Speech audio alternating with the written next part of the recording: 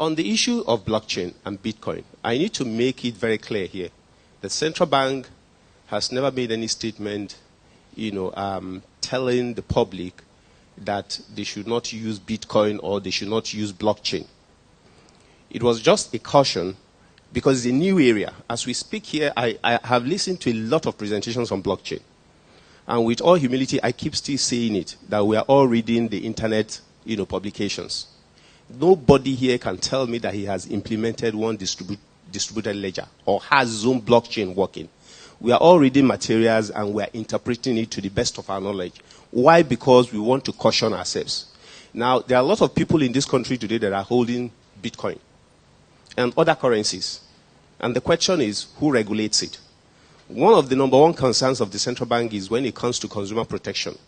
Now, we've had a situation, I read on the internet of several cases, in which some people created the Bitcoin wallet. As a matter of fact, when you create the Bitcoin wallet, your public key, which is the only way by which you are identified, is a very long string, I think about 30 characters. Very long chain. You can't put that on your brain. Okay, I can't put it on my brain. I don't know about you. And so it means you have to write it down. And when it is written down and it's stolen, your wallet is gone. If you lose it, your wallet is gone. And if your wallet is gone, there is no recovery. And you cannot come to any regulator. Because why? There is no middleman. So from consumer protection perspective, we are of major concern. Blockchain is the technology that enables, decentralizing of assets. I like to put it that. And Central Bank is very happy that this technology is coming up because we recognize the fact that, we need to democratize our resources. And that is the major founding principle of the blockchain, that things have to be democratized. Nothing is going to happen just within some few people. Everybody has to be aware. So take a bank, for example, Bank A. All its customers will have to be aware of how money is being moved. If I move my money from my account to another person's account, everybody in that bank has to keep a record of what I have done, which is very transparent, understood. When this issue of blockchain came to CBN, we did our research. We contacted our partners, some of our development partners. We contacted some other countries to see their own position and to understand exactly, how they want to handle it.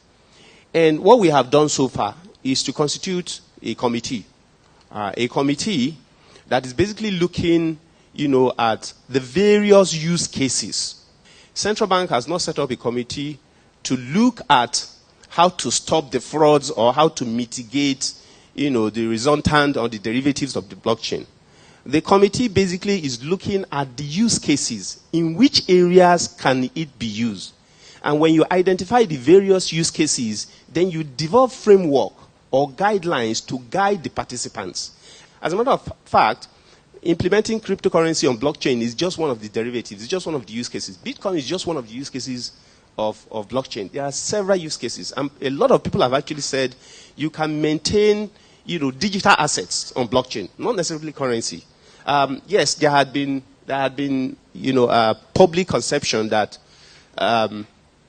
when cryptocurrency comes to stay, then the central bank or the central regulatory body will no longer have, its relevance. And I heard there was a joke here too that when cryptocurrency comes to stay or when blockchain is fully implemented, NIBS may probably not have a job again or that company may go into extinction. That is the public perception. But that's not going to be. That's not going to be. Because whether you like it or not, people are going to participate in the activities, of financial transaction. We may not be, we may not be the institution controlling the issuance of the digital currency. And that's a major concern. Because digital currency has no central issuing authority. Blockchain, for example, has no issuing authority. As a matter of fact, there is no entity called Satoshi Nakamoto. It's just a pseudonym. It's just a pseudonym. That's all. The guy is alive. He may even be in this room. But he does not, it's just a pseudonym. The technology is there and is there. About 20 years ago, when the issue of internet, during the dot-com boom, a lot of people didn't believe that the internet was going to take over our life. Today, everybody in this room, I can bet, 99%, that everybody in this room is holding a smartphone that has data that is connected to the internet. In other words, all of us are participating on the World Wide Web activities now. Is that your phone is receiving email now, or is probably sending an email, or is basically receiving a chat message? A lot of activities are actually happening. So it has come to stay. Internet has come to stay. And today, nobody owns the internet. Nobody. Nobody owns the internet. We all partake, we all connect our systems as nodes to the internet and becomes the internet. So the same way, nobody's going to own the blockchain technology. It's a technology that all you need to do is to look at it and ask yourself, how can I put my business on blockchain in order to achieve the objective that I want to achieve? And one of the popular objectives is about the transparency and the security of the blockchain. Because it's been described as a platform upon which you can implement, your business, and you get the maximum, encryption and protection for all the digital information that is flowing because of the nature of the way, that it's been built. Cascading transactions, joining them together in such a manner that every single transaction in there has its own identity, unique identity, such that if a hacker or an infiltrator actually comes in to infiltrate a particular node, you can only destroy that node. You can't destroy the many nodes and many participants and wallets that are being held. And when reconciliation comes to stay, at the end of the day, again, they will reconcile and confirm that this is actually the right information. So central bank is open to a lot of discussion on cryptocurrency and blockchain. And that's why we have set up a committee now. And I'm sure in a few weeks, they will actually come back to us to identify the various use cases and which one that the central bank should focus on now. So central bank has not come, to criticize or debunk the usefulness of blockchain. It's a technology that has come to stay. What we're just concerned with is the different use cases. In which area can the government use it? In which area can our financial sector use it? In which area can the health sector use it? In our payment system Vision 2020, as part of our campaign and strategy to foster electronic payment and cashless society, we identify about 8 industry verticals. And those are the areas that we actually want to push our campaign. Transport, health, government flows, smart city, and several other initiatives. Now, these are areas that we also want to ask ourselves, could we use blockchain to push these initiatives? Currency, there are several currencies. There are up to about 20 different currencies, cryptocurrencies that have been implemented on blockchain. It's just that the most popular one is Bitcoin.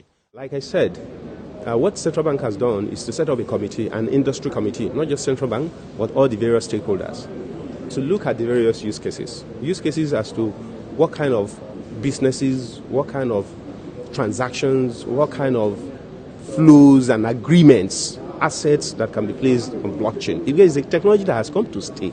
It's just a network technology, distributed technology. Right now, majority of our systems are centralized. All our banking system are centralized. Everyone is connected to one center. And so we are not averse to it. So we have set up a committee to identify those use cases.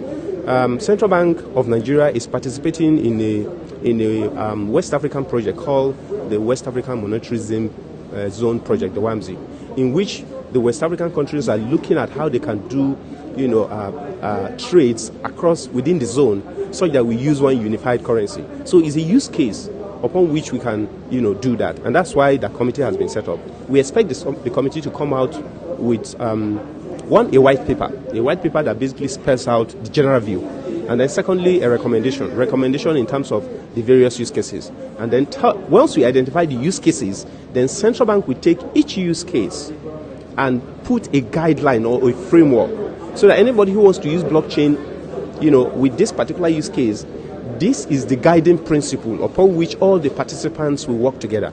And that's basically the role of central bank, to make sure that all the participating agents can work and interoperate seamlessly without, a lot of risk being introduced.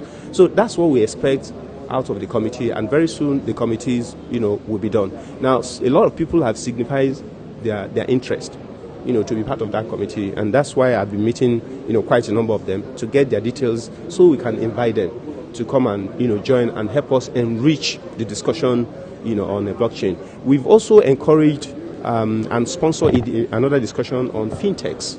Just a week ago, we called major hubs, major startup businesses in Nigeria and fintechs to come together and discuss with Central Bank. And let's see how we can use innovation to solve majority of the economic and financial problems that we have in Nigeria. So Central Bank actually encourages techies, guys that are very innovative, to come out of their shell. And let's know how Central Bank can help.